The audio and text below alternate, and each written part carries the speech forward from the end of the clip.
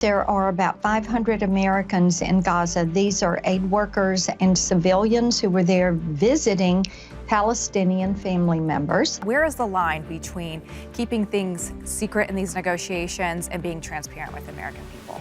Why are we having to negotiate with Hamas on this? The Pentagon says that American commandos are on the ground in Israel to help locate the more than 200 hostages seized in the October attacks, including some Americans. Today, hundreds of people with dual nationalities, including Americans, along with gravely wounded Palestinians, were allowed to cross Gaza's southern border into Egypt. President Biden said that, quote, "We won't let up working to get Americans out of Gaza."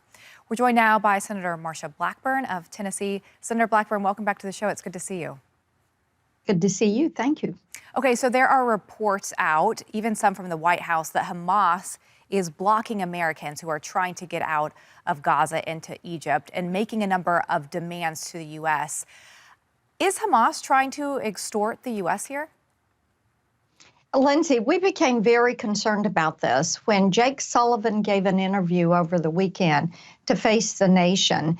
And in that interview, he mentioned that there are about 500 Americans in Gaza. These are aid workers and civilians who were there visiting Palestinian family members, and that they were not being released or allowed to leave by Hamas, and Hamas was making demands, and that this was a challenging situation. And of course, Egypt has said they are ready to take those refugees and those foreign nationals that are exiting.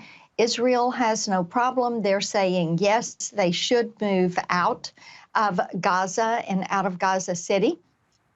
But we started looking at this and trying to figure out what the situation was. We became a little bit more curious on Monday when you had John Kirby, who is the National Security Council spokesman, come out and say, well, you know, Hamas is making some demands.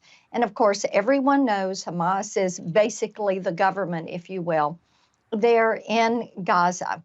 And so we began to ask, are these individuals classified as hostages? So looking at 18 U.S. Code 1203, and you see the definition of a hostage, what our government considers to be a hostage, then you see that it is people that are being held, people that are not allowed to leave, and an individual or a organization or a government making demands of our government.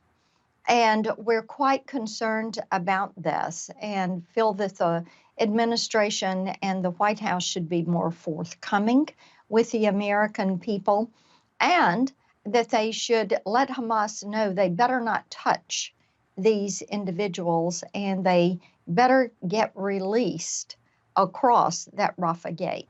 So you believe that this nearly 500 number of American citizens that are being blocked from leaving should be included in that hostage number that we're seeing?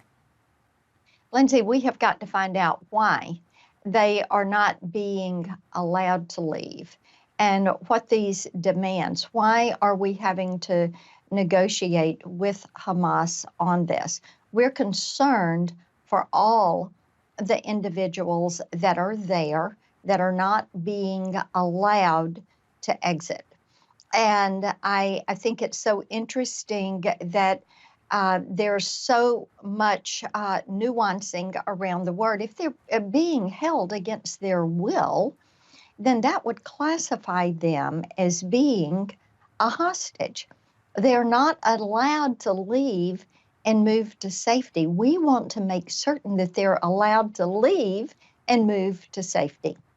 In the last minute here, let me ask you this, because you're asking for transparency from this White House. But where is the line between keeping things secret in these negotiations and being transparent with American people? There are always going to be things that are transpiring that we don't know. But we also would like to know the number of individuals rather than just saying around 500. These are American citizens. that are not being able to leave the country. And this is something that the White House should come forward and say, there are these citizens. Let us know exactly how many is there. Is it 400, 500, 800? We don't really know. What is being done? What is the process?